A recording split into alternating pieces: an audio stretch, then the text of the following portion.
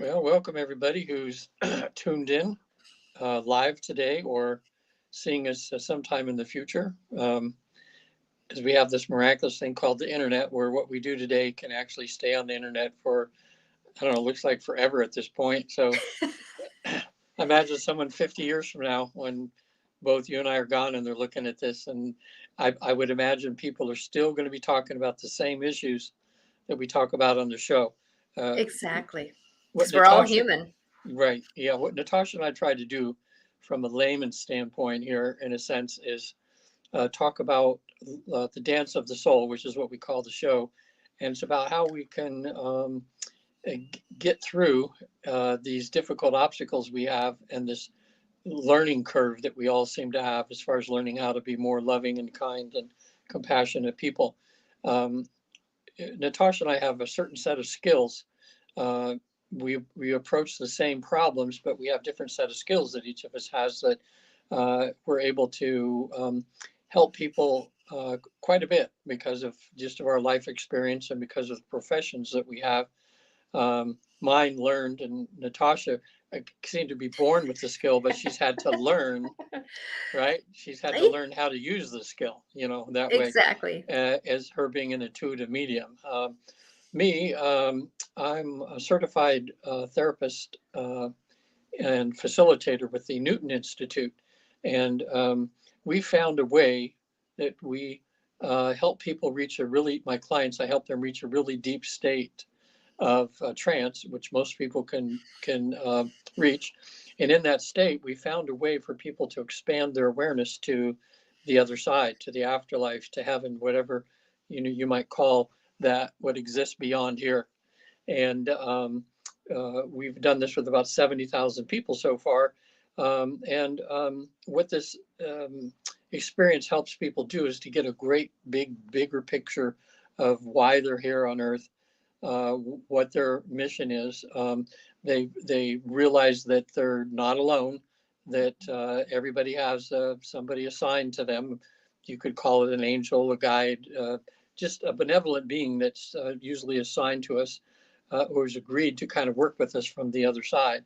And we've learned hundreds of things now after 70,000 recorded cases of what happens when you get to the other side and what you do while you're there until you decide whether you want to come back again. Biggest thing we've discovered is that we're actually created over there and we're just down here visiting, to learn certain things.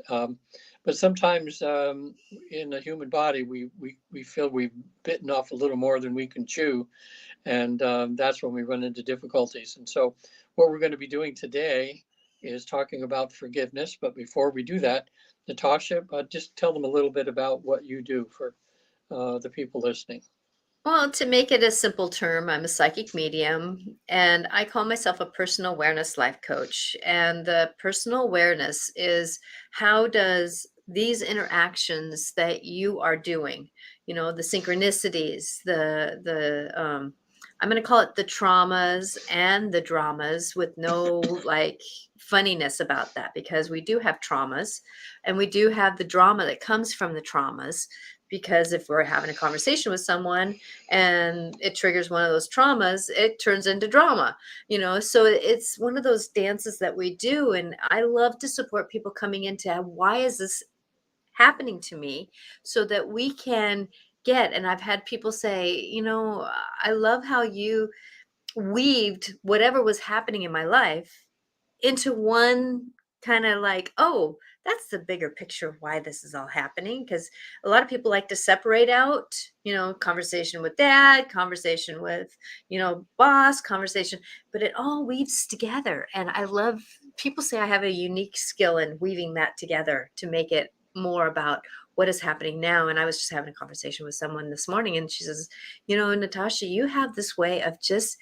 being in the moment and seeing the littlest thing like the ladybug and then you have the balloon that's going by in the background and you have the awareness of seeing all that happening at the same time and being in the now and doing the work. And so if I'm doing the work with you, I know I have a perspective on how to negotiate it when you go through it. And so I love to help people through that. And that's that personal awareness life coach that I like to do. And so I love to give help people through sessions and negotiate. And you can reach me at angelicclarifications.com. I know we're all being triggered right now. There's a lot of things going on. We're all being triggered, being with reacting instead of interacting, because we're all tired, we're all wrung out, and it seems like, when is this going to end? And Mercury's going into retrograde right now, as it does every 3 times a year. We're coming into solstice, we're coming in, and that's what my show is going to be about on Wednesday, same time, same station, 4 o'clock Pacific time would be it will be about the solstice and this doorway with the new moon, because we're having a new moon at the same time with the Christmas and then the new year, and then Mercury's still in retrograde through all that process. So it's like, what are we supposed to do with all this? How are we supposed to negotiate all this and get triggered being with the families if we're with them? And if not, how are we getting triggered being alone because we're not with families? And there's this dance of the breath in, breath out. And that's why we're wanting to work with today the language of forgiveness, because we've been on a if you go back to the last 3 shows, it's been about acceptance, trust, and surrender. Not in that order. It all happened in a different order, but yet you go back to those shows and it set us up for how do we negotiate. Hi, Kate. Okay. Hi, Kate. Yeah. You stayed up for us again, did you? Thank you very much. We're talking about forgiveness because that's the dance of forgiveness. Doesn't necessarily happen it can happen with a switch, but yet at the same time, a lot of time it's a process. And that's the thing, is it's not a necessarily, forgiveness has nothing to do with saying anything was okay, but it's that kind of coming back to us. How does that work? Us being okay. Yeah. And that's what Regan and I want to talk about, is how do we make ourselves okay? And forgiveness is a big piece of it.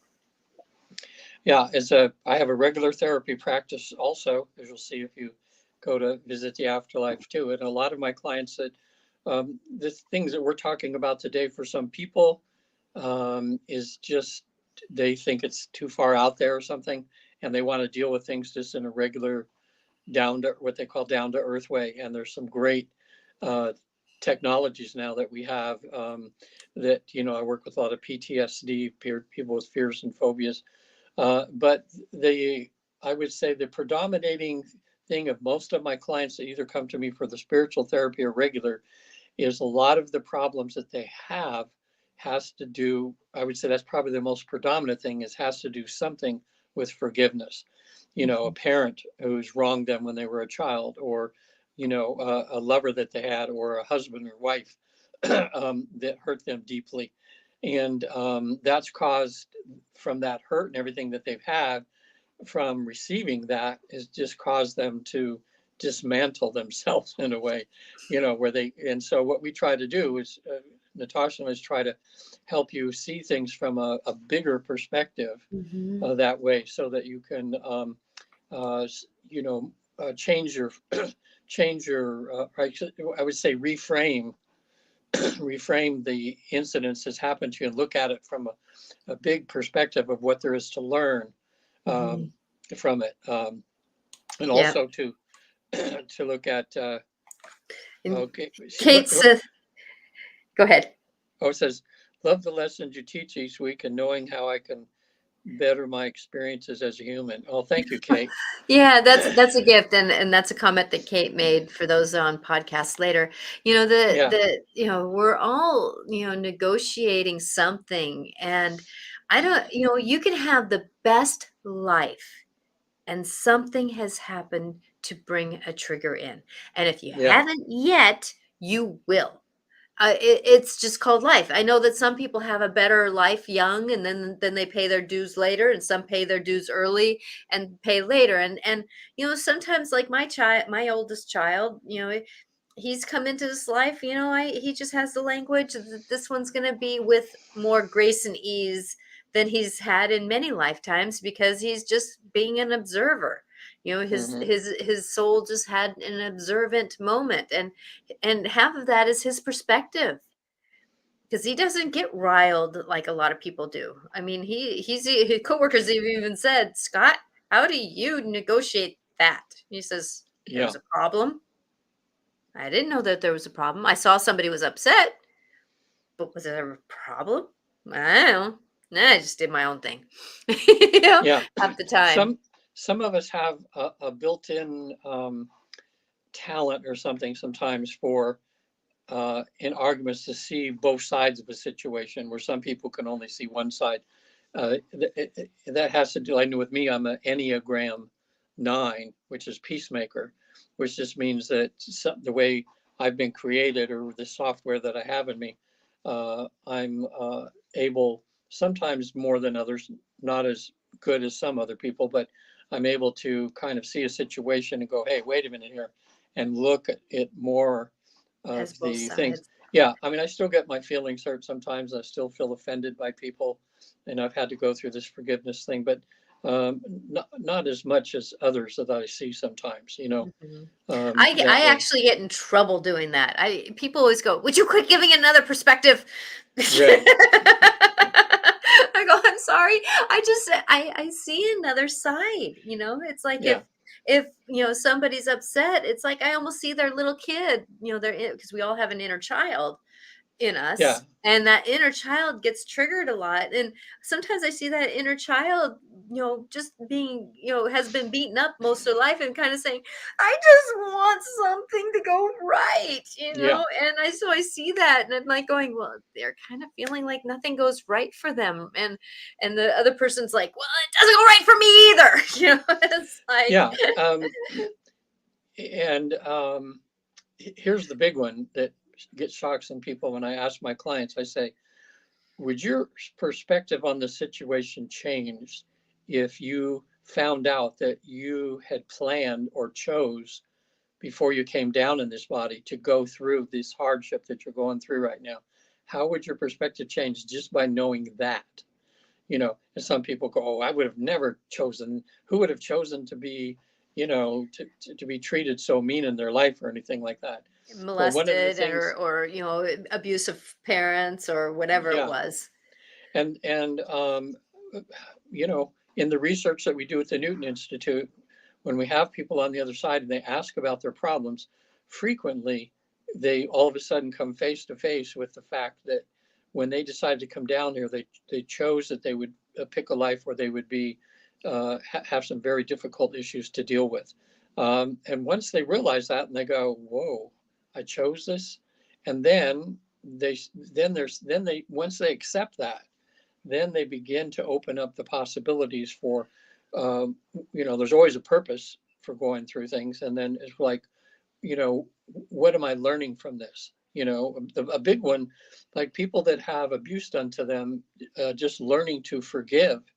I mean, that can take many lifetimes sometimes to go through to have actually learn how to truly forgive. Hmm. And, sometimes, that's the, that's the Yeah. reason. So even just that alone, if you just put that positive, so that means our soul contracts determine everything we go through in life. I I would would say say not everything. not everything. No, I would say that let's say if we, Regan, if I can speak, thank you. Yes. That if we have a contract, we come in with the idea, okay, I'm going to go through a hard struggle. And so the language might be, I'm going to go through a very hard struggle, so I learn how to own and stand up in the midst of everything. There's the practice. I'm going to just stand in my own power. I'm going to learn that whatever happens outside of me, it doesn't determine who's inside of me. So I'm going to learn to walk through a hard struggle.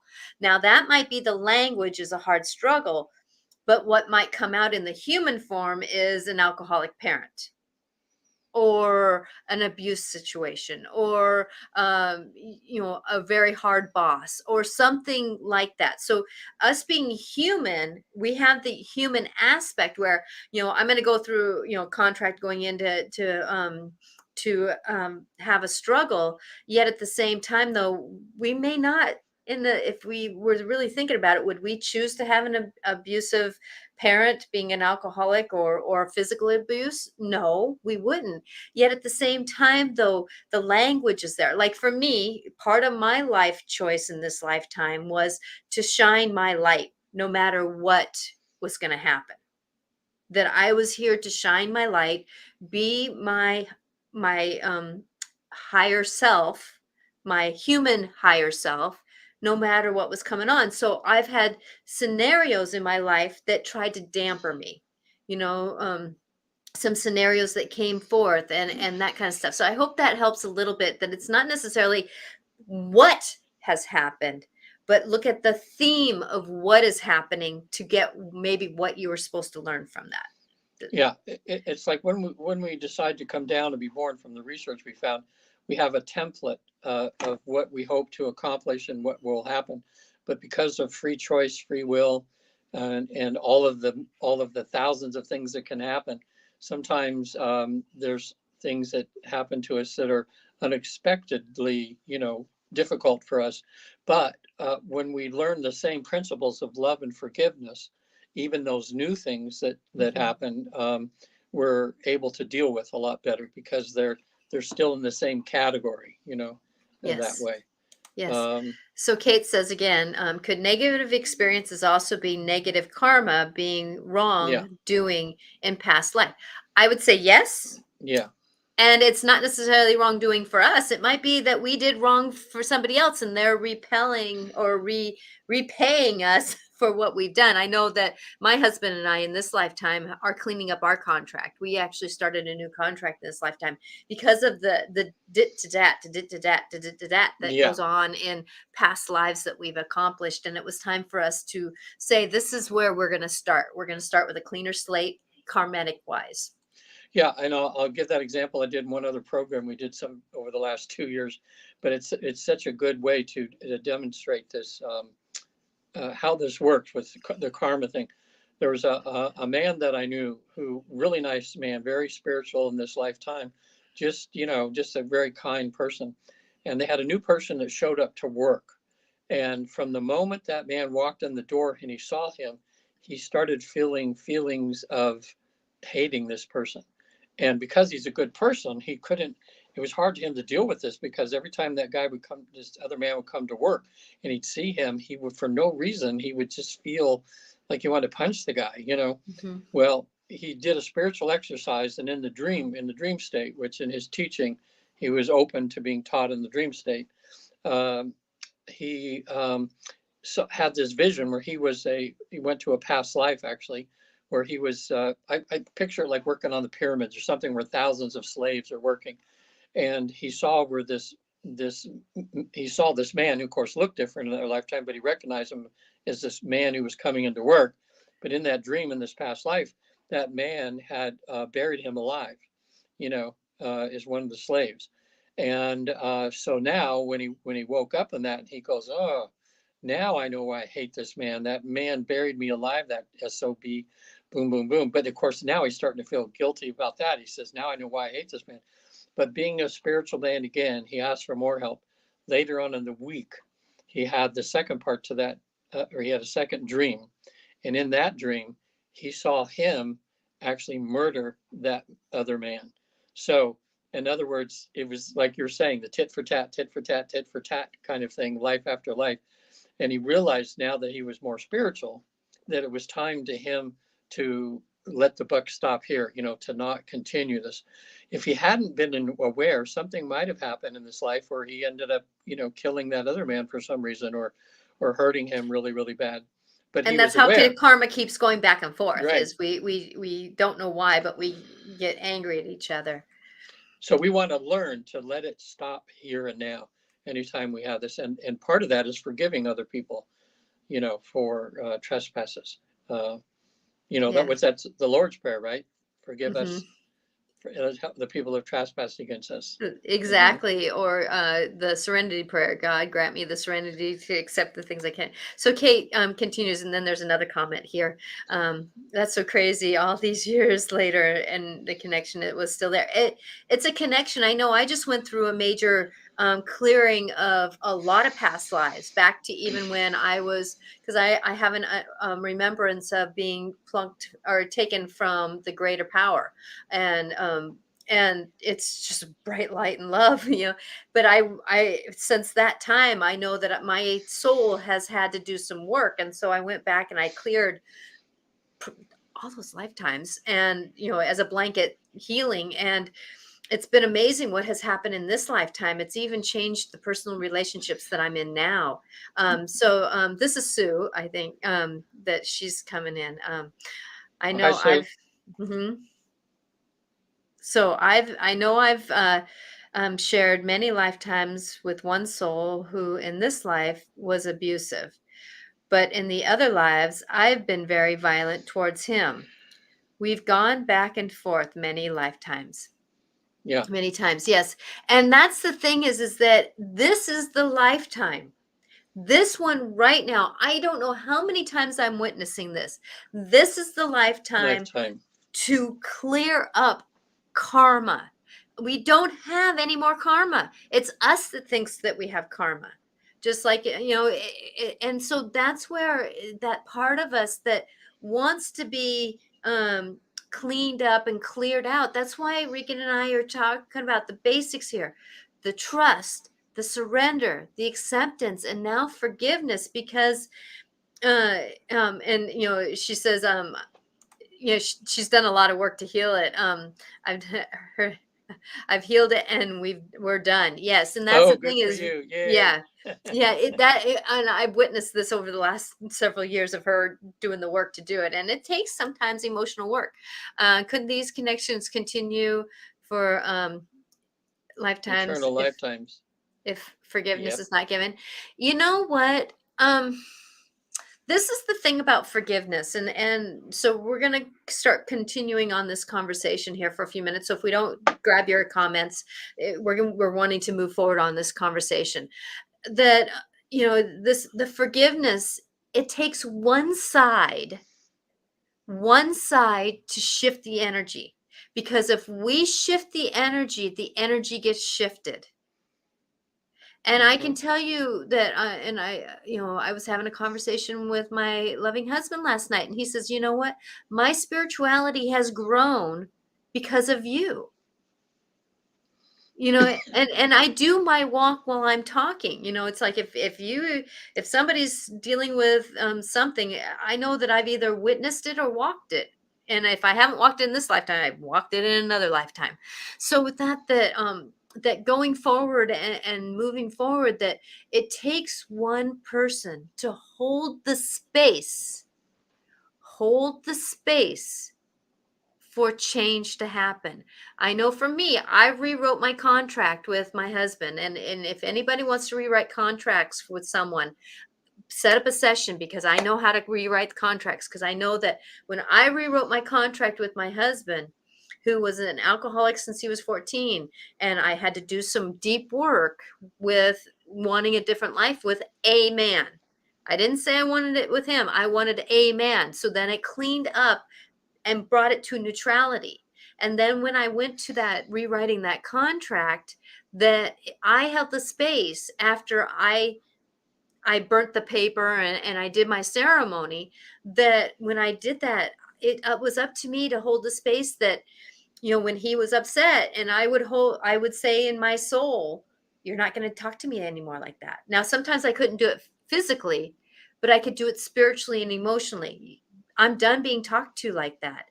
And when we start holding space for healing, then that negotiation can happen, because of the fact that, and then the forgiveness can happen and the healing can happen. Because I know for me that I was pretty much an emotionally abused wife when he was drinking, because he was drunk basically by 7 o'clock every night. And it wasn't necessarily that I chose that, but it's what karmic came up for me to work on. But there again is, how can I hold light through this process? And holding the light for the healing was able to negotiate, how can we change things? Because there would be times where I'd sit there and go, "Nope, that was then, this is now. I'm releasing and I'm forgiving what happened, because we are now here." And it took me having mantras, me having just the statement saying, "Stop, that was then, this is now." And even saying that statement, "Stop, it was then, this is now." That is actually a form of saying, "I forgive," because we're allowing the past to shift and be released for what it was, a teaching moment instead of what it is now. And I know for me that a lot of times my mind likes to interact with repeating patterns, and I'm I'm all for, remembering, because I want to go, well, it's better now. It's changed to now.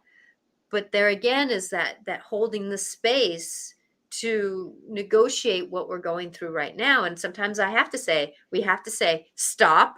That was then, this is now. Yeah. Yeah. It's one of the things I think is the key to forgiveness um, is learning to see the humanity of the others who've affected us.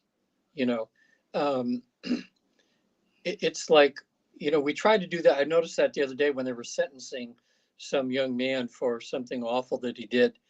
And when they were going through the sentencing phase, they had a lot of witnesses that came up and they talked about the early severe abuse that this young man had suffered in his life. And the judge took that into consideration when he gave him a sentence, and actually gave him he didn't forgive him for, what he did. So we're talking about forgiveness. The judge just said, well, you've got to pay because you've done this. But the sentence was much lighter than it could have been when they realized the circumstances this person had gone through. So many people, especially when it's parents, when I have clients whose parents have abused them in some sort, have been very difficult for them. And when they're older and all of a sudden some things come out about their parents' childhoods or the way they were abused growing up, it gives them they'll go, that's why my mom uh, was so damaged, and why she Hmm. damaged me. And it doesn't forgive what they did, or it doesn't mean that what they did to you should be uh, not important, but it means that you kind of understand. And when you understand, something in your heart happens sometimes, and you begin to forgive, I think, sometimes, or at least to a certain degree.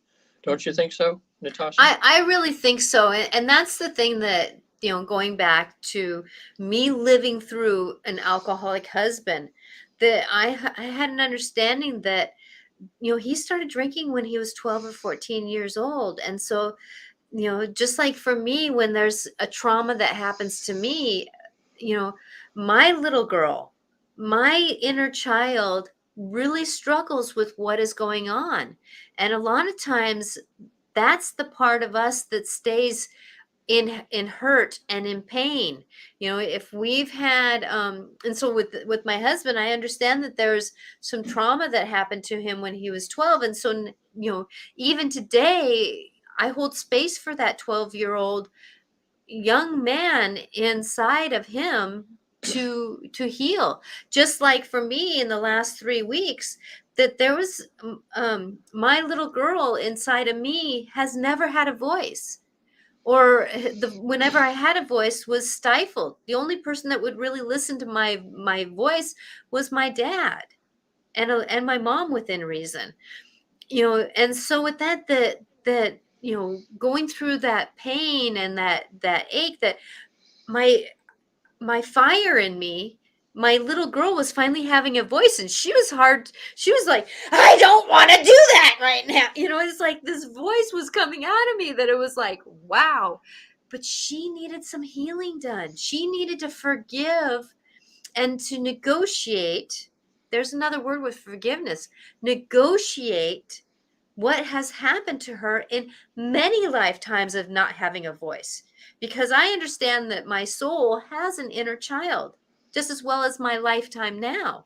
And so with that they were both ganging up on me in this lifetime right now, the last couple weeks. And it was kind of interesting how I had anger in me that I've never had, but I had tools to negotiate it. And sometimes when I was going to somebody, I chose love and kindness on top of it, because that I was able to put just a little bit of an icing on it, or a band-aid on it, just enough to get me through, to get back out to the car and to scream, because my inner child needed a voice, because she was having a hard time negotiating everybody that hung me for having a voice, or sliced off my head for having a voice, or took me in as a slave because I had a voice, or whatever it was, or I chose to have an alcoholic husband who stifled my language, and had two, he's a double Leo. So he's got two lions that roar, and me being a double crab, sometimes I would choose to go under a rock instead of having a voice. So for me, learning to have a voice has been very healing, and it's actually helped me forgive a lot of things because I'm actually starting to have this voice.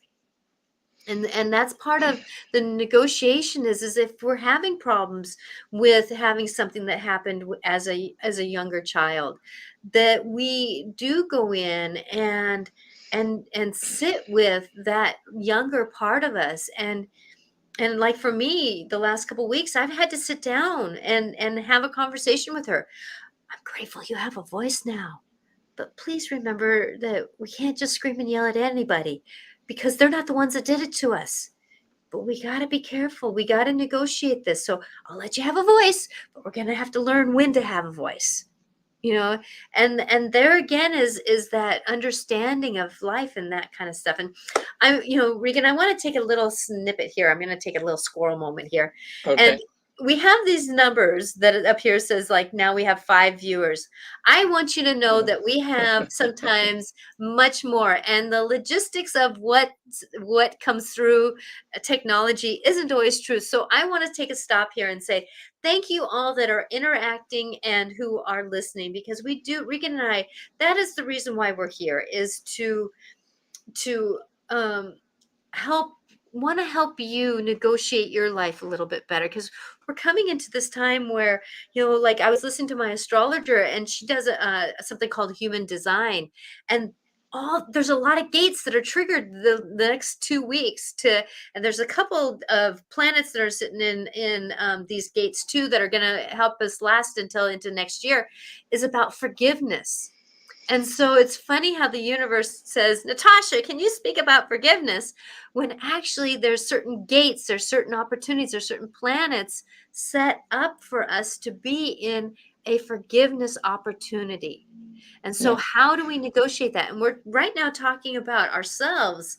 How do we negotiate ourselves for those things? And so I think I'm going to do this real quick, because there was something that I think that Sue was saying. Forgiveness doesn't excuse behavior. It sets the heart free. Yes. Yeah, it's Patty told me today when I told her we were talking about forgiveness. Patty's my significant other who I love deeply. Magical woman. Yes. Just like my husband is. She says, sometimes it's like a person taking poison themselves and expecting another person to die. That's how bad. It's like you're poisoning yourself when you can't forgive somebody, and we have all this hatred. One thing we learned, again, in hypnotherapy college, on how the mind works, and this happened to so many people, and this reframing, sometimes it only takes a moment for someone to reframe something and a problem can go away that has to do with forgiveness. And that's an example was a client of mine told me that when she was young, her older sister destroyed one of her dolls, and now they're in their, I don't know, 50s, early 60s. They're at Thanksgiving dinner, and that comes up again, and they begin yelling and screaming at each other, how they hate each other and everything. And it's all because you stole my doll, or broke my doll and whatever. Well, she began to start thinking like, what was I doing? What was I doing? Here I am, 60 years old, and I'm still hating my sister and haven't forgiven her for my doll when I was young. Well, see, part of when you have to a little girl, when that happened, that was a trauma, because that was something that was precious to her, and that was something that really hurt her deeply when her sister did that. But as she grew up, part of her subconscious remained that same age. And so and there's that inner child I was talking about. Child, right. So that inner child had never grown up.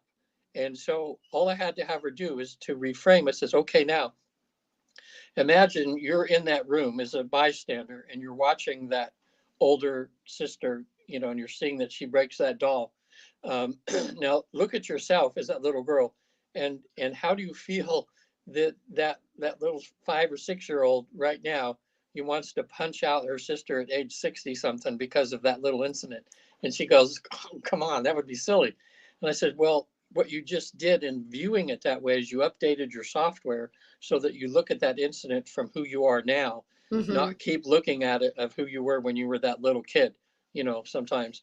And sometimes that's all it takes. It's just, it's like, it's part of like NLP, that neuro linguistic programming. It's how you decide to, reframe things. Or if you just look at it, you look at the same situation with more information and how you can let go of things, that way. Mm-hmm.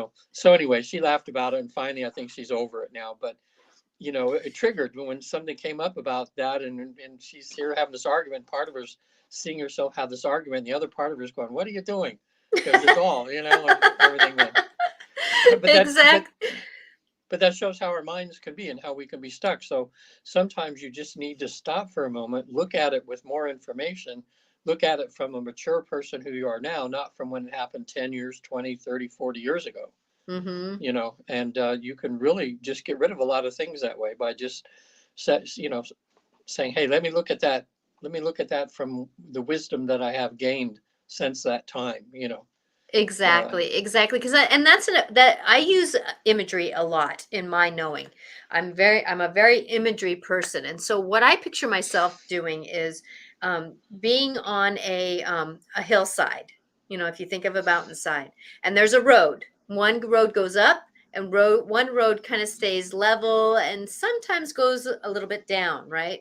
And you're at this T, or the crossroads, the Y of these two roads, and you have a scenario that happened, and you have something, I'm going to call it, let's say um, someone yelled at me today, and that experience stuck with that memory stuck. Okay, so now we can continue on this path and stay in that story. This person did this to me, and why did this, and that's going down that lower road, or the even road, right? We're staying in the story. Or we can go to the upper path. This is the story of why it happened. Go into why. Oh, that person really had that person, I just found out, um, got in a car accident earlier that day and is so upset and doesn't know how to express their emotions.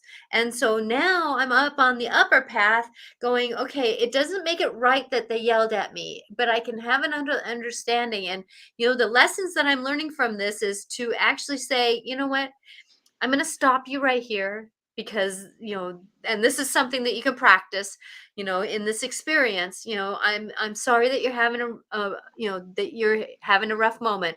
I'm going to have to stop you because right now I know that this is not going to lead to a better conversation. And so I'm going to leave for a minute, let you breathe, and I'll come back and visit with you. Yeah.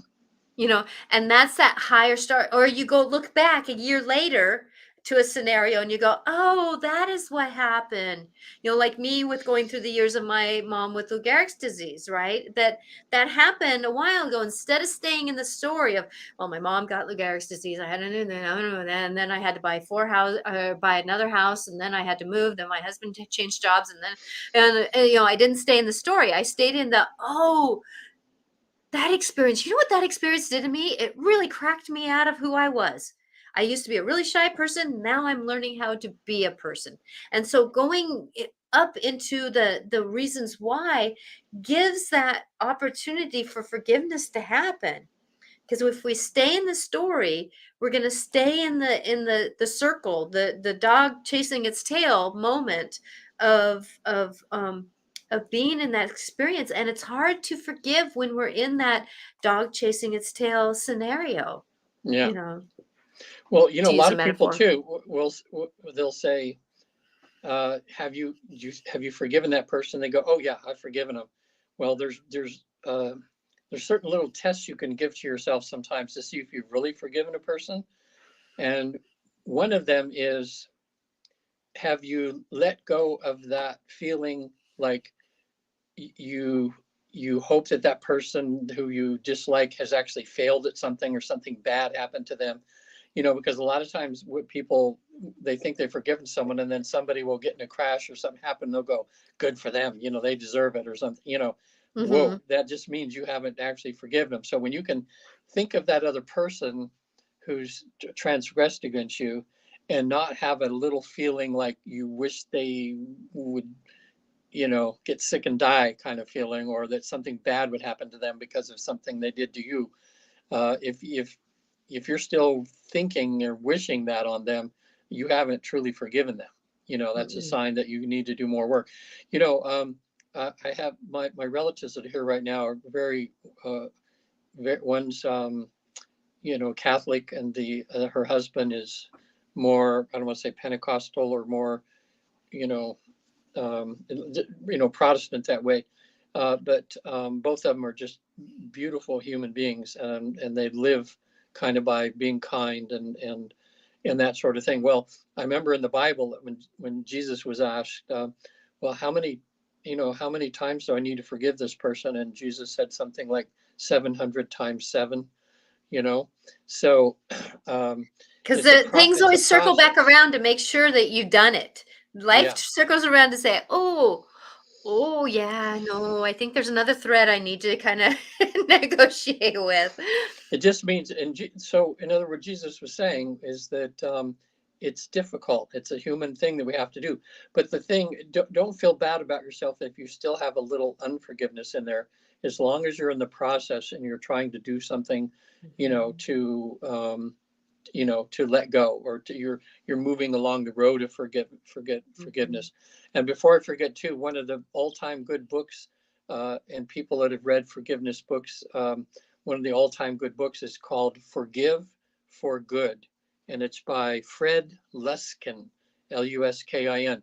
And he's a researcher and doing all the studies on the how not forgiving, the things that it causes yourself, and they go even into all these health studies, Mhm. and they'll show how people that have a hard time forgiving people have a lot more health issues than people Heart that. problems. Mhm. Yeah. And Digestive problems and actually like headaches and that kind of stuff.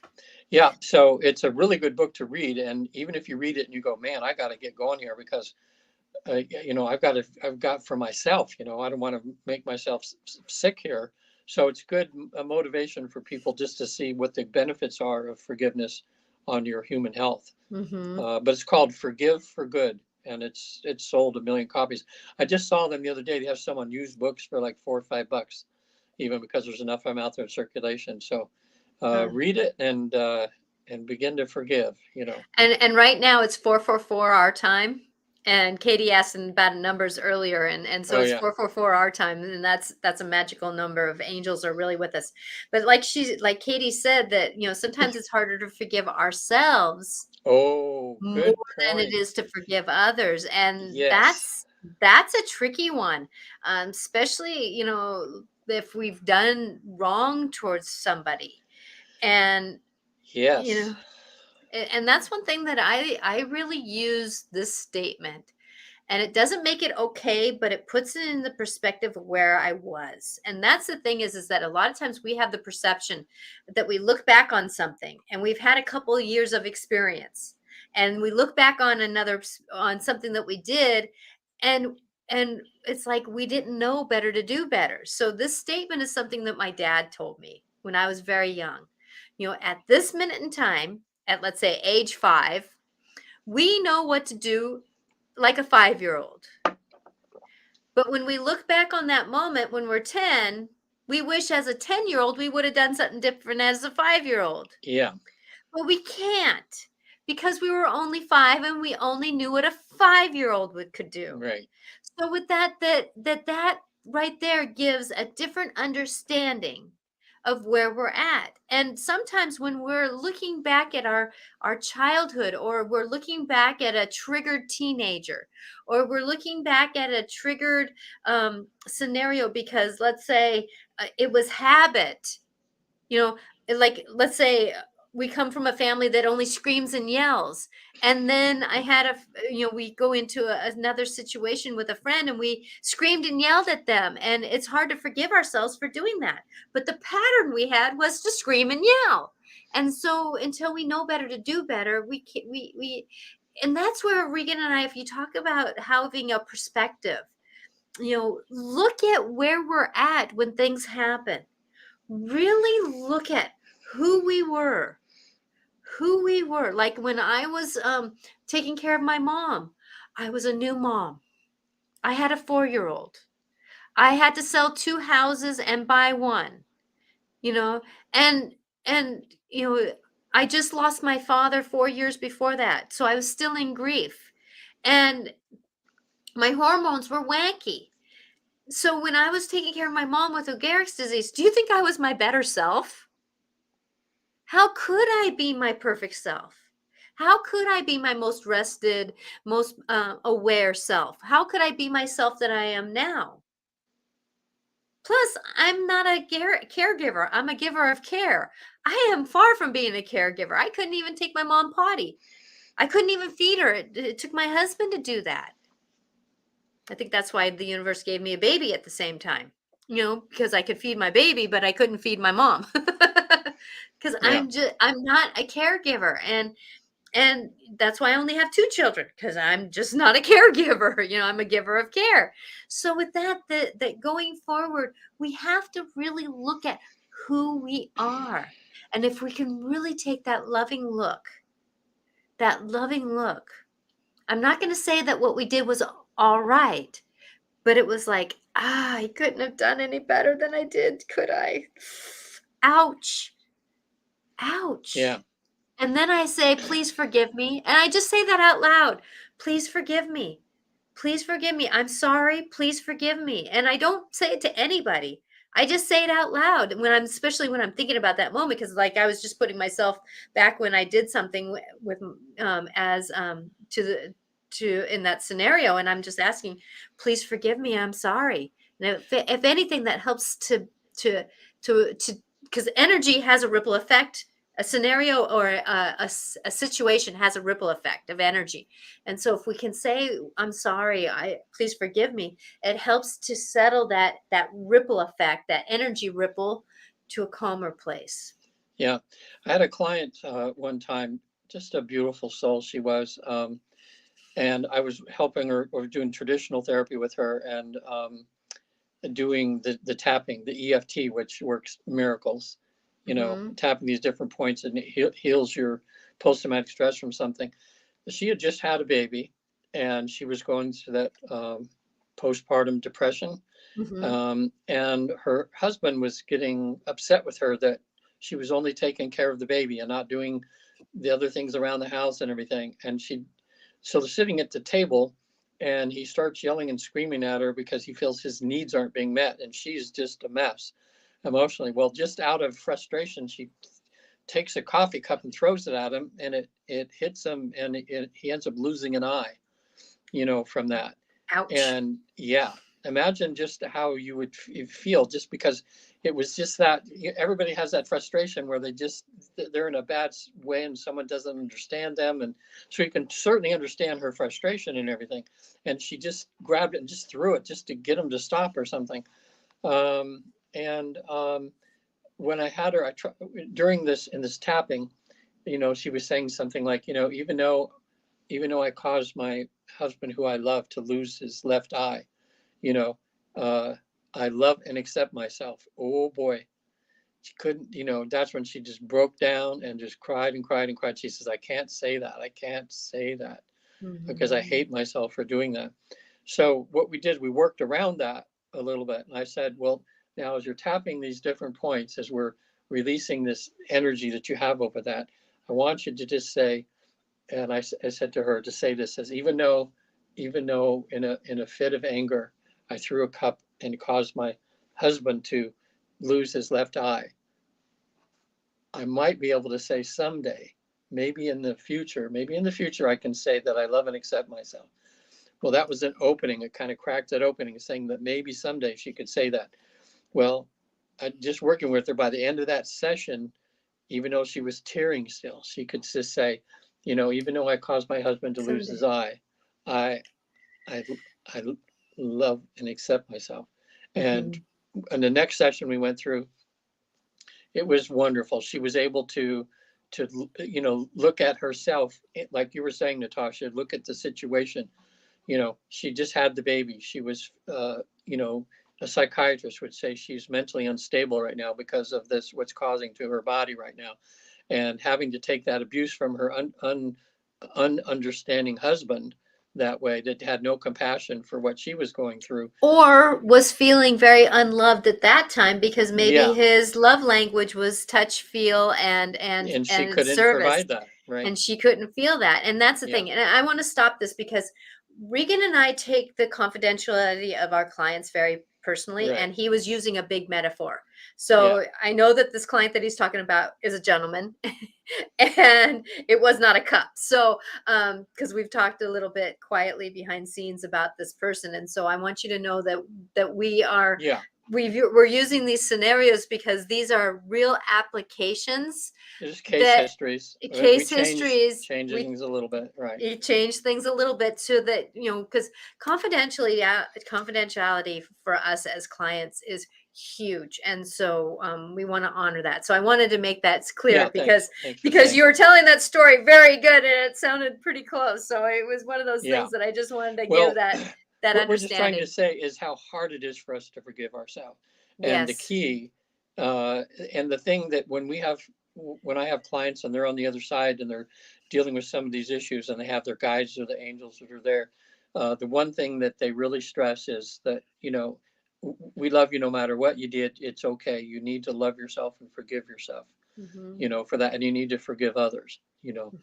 And that just way. like I was saying, that in that scenario that Regan was talking about, the husband was probably upset because there's a lot of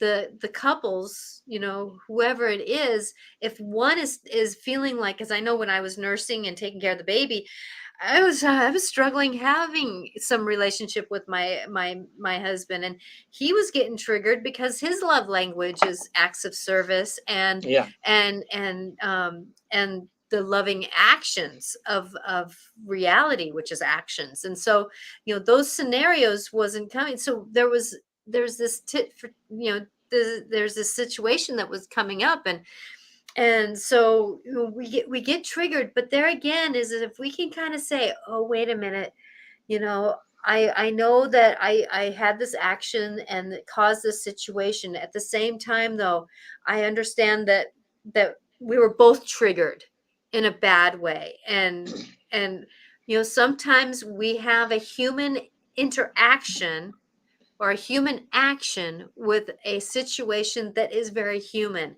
And Kate, you said it perfectly almost here. Humans are difficult, or Yeah, definitely definitely. creatures of habit. And so it's tricky to change ways.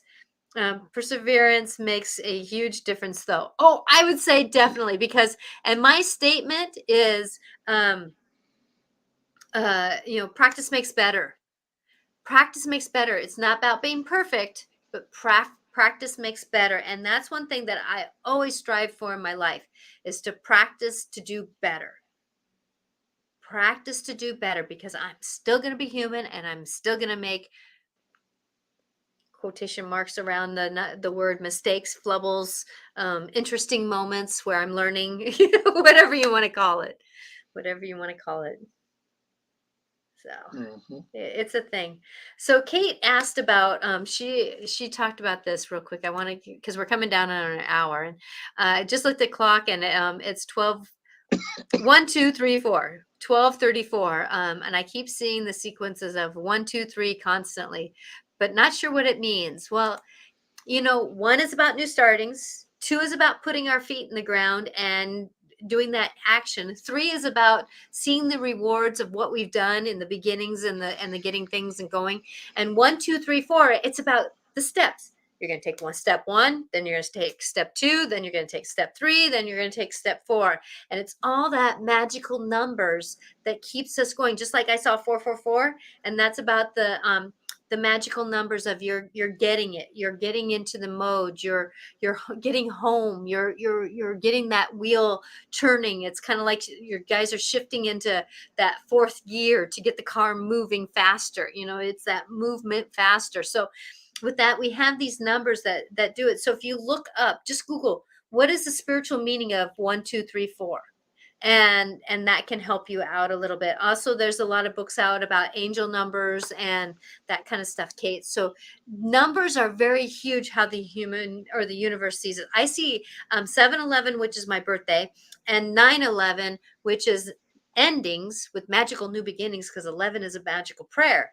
So I see endings, which is about endings to create magical new beginnings. So whenever I see 9, I always think of endings with magical new beginnings. Yeah, Natasha, you seem to know a lot about, I guess you would consider these numbers you see as would that be part of numerology? Numerology, a way that the universe speaks to us, just like they'll put Yeah, animals in our way. Like I walked out the back door and I saw a deer in outside my door. I was like, whoa, hi there.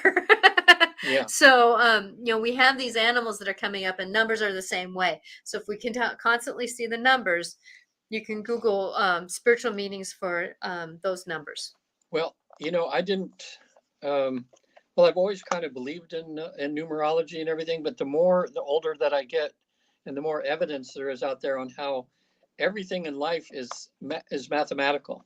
Like there's a book called Sacred Geometry, and Mm-hmm. it's a beautiful book for people to get an understanding of how um, everything in nature and everything has some sort of geometric configuration or patterns and things. And you see how, just like when we invented the computers, and everything it's a series of zeros and ones, and everything that we Mm-hmm. have. Well, in a way, there's numbers and things it's just like numbers have different energies, just as sounds have different energies, how colors have different energies that they have.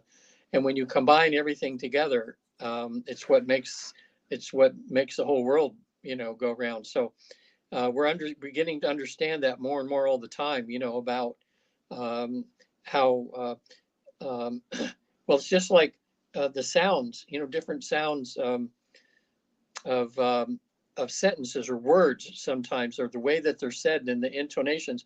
It's like someone playing a symphony. Well, you can have 10 people play the same symphony, and you have 10 different interpretations of those Of the notes sim, on the exactly. way that they're played. And that's why sometimes it sounds just mechanical, like there's no heart in it. And other times you can listen to a piece of music with someone who is really feeling it, and that same, you know, or just sometimes, even in karaoke, people have different interpretations of some of the songs, and some of them will really move you and others don't, and it Exactly. has to do, it's amazing. Yeah, What we it's a have. personal perception. But I just Googled 1, 2, 3, 4, and like I was saying, it's the steps. You're on the right track. You're going forward. Keep moving forward. But remember, it's about one step, then the second step, the third step, then the fourth step, and the fifth step. So keep moving. And if you see, let's say 5, 6, 7, 8, or those kinds of numbers, that know that you're kind of you've done the preliminary stuff, because 1, 2, 3 is the beginning work, right? You're beginning, you're on your track. And like you talked about last time, that you're on the younger side of life compared to us. So that you're beginning your steps. So believe in who you are. And if you see later numbers like 3, 4, 5, then you know that you're actually in a stage that you're starting to do some inner later work, because those numbers are about the Interesting. inner later work. And so with that, trust that. But she says, thank you very much for answering my questions.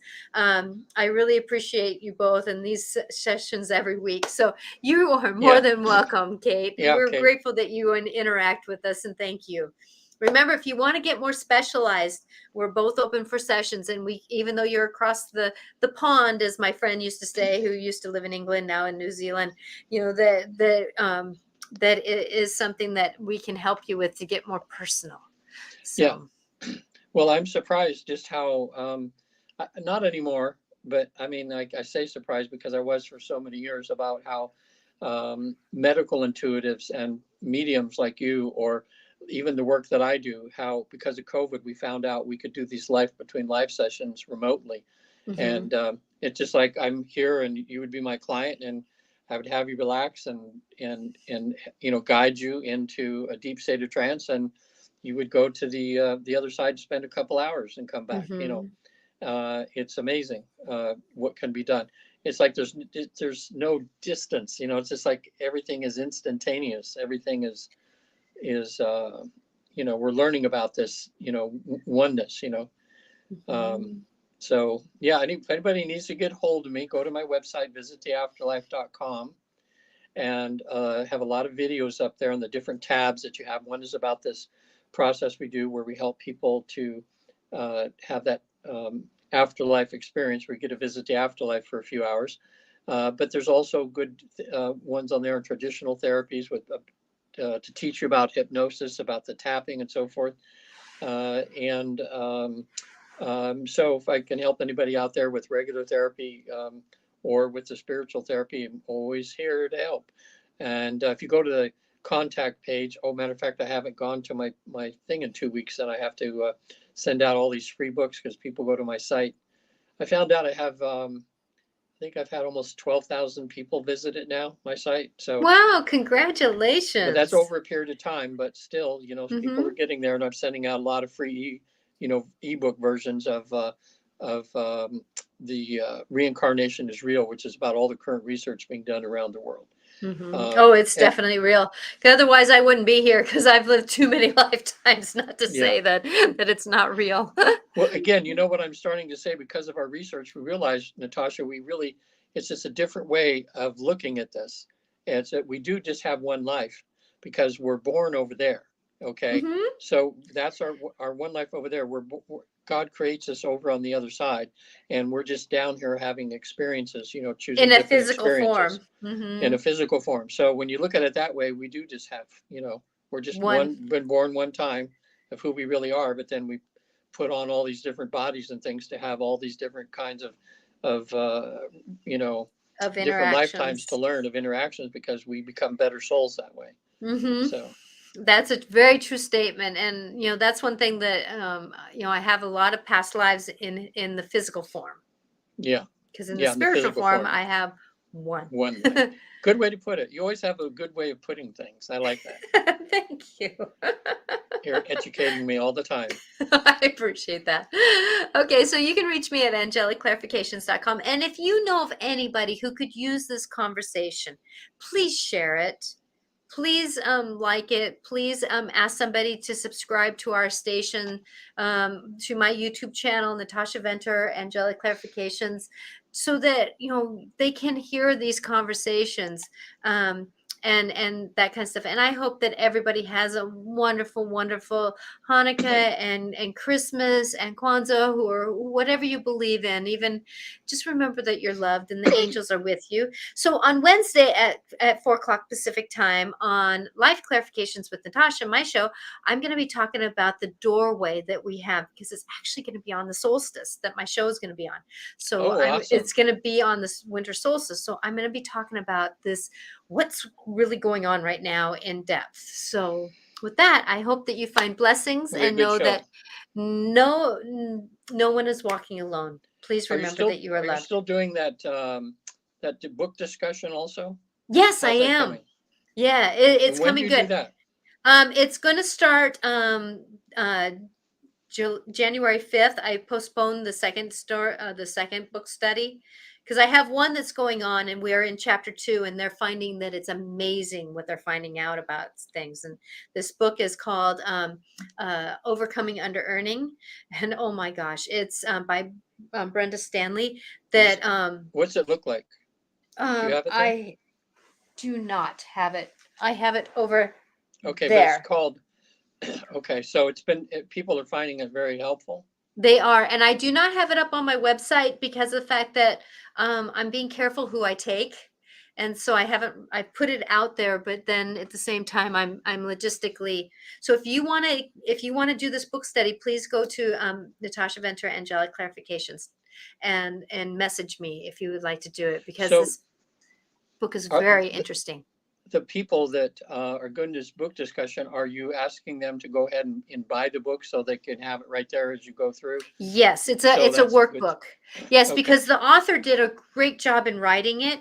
We are just reviewing the chapters as we go, and having discussions about what triggers us. How do we work through that trigger? And then us having these discussions Hmm. are bringing awarenesses. Like there's a That's really perspective great. that there's a perspective that one person has that's helping another person, and then there's another person that has a perspective that's helping somebody else, and then I have a perspective that's helping somebody else, and we're having these perspectives and these awarenesses because we're all in different places. And it's amazing that it's just, oh, I'm just in awe of where we're finding ourselves going to. That is just Yeah. been a blessing. It's a blessing. So I have a book study that is starting the September or January 5th. It's the first Thursday of 2023, and it's overcoming under earnings, and it's Barbara Stanley.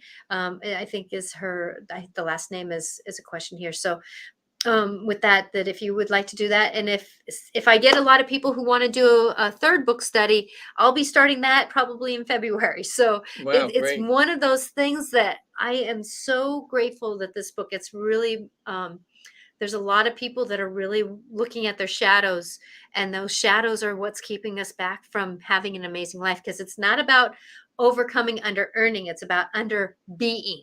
It's under being. We're under being Under being ourselves, ourselves, right? and Hmm. that's the statement. And I'm loving this book because it's actually making us to be ourselves and being ourselves. Like there's no need to be afraid of the power that each of us has and of using that power, Exactly. right? Exactly. Hmm. Exactly. And so this book is triggering a lot of those scenarios for us. So if you're Sounds interested, exciting. please, and like I said, it's not, I probably should put it up on my website, and I'm thinking I might, but it's a tricky place when you're working with somebody else's book, type of thing. So I'm wanting to honor the author of this book, and doing book studies. Yeah, So I would. I mean, as an author, if someone was doing that to a book that I had, that would be the purpose of the book, is to educate people she and give. actually says that talk with people, Right. interact with Yeah. people. So she's very much pushing it. So I want to reach out to her and see how much I can advertise, um logistically, because I Yeah. want to honor the Okay. copyright. So Right. I need to reach out to the author. But I am so enjoying this book study because I totally give the power to the author. We as people are having conversations about it. Yeah. So Yep. if you're We're all interested, here. We're all here helping each other. exactly. So come and watch us. Are we going to be here next week? It's the day after Christmas, the 26th. Um, You want to take a week off?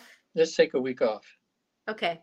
So we will be back. Happy New Year's. Merry Christmas. Yes. We will be back. What is the first? That would be the second, right? Yeah. I think, well, people listening now, It will be the maybe second. we can talk about resolutions and how to be sure and keep them, because Oh, that's the hard one. It's easy to make the resolution, but how do you follow through and how do you actually keep that resolution so that you actually affect the change that you want to affect? Okay. Because I think exactly. everybody watching now, they know that they've made tons of resolutions, but they've only half-heartedly gone into it, or they've only made a little change, or they've gotten frustrated and quit, you know. So Exactly. So next week we will not be here. It's the day after Christmas, according to my belief system. And so we will be back on January 2nd. So yeah. please have a wonderful Christmas holidays, and whatever you believe in, and know that if you're with someone or not, that you are not alone. You have family members, you have angels, you have your higher power that is giving you love and gifts.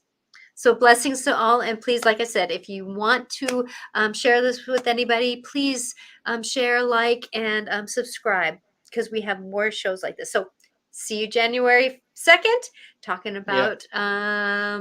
about resolutions. Resolutions, New I Year's lost the word. resolutions. I lost the word.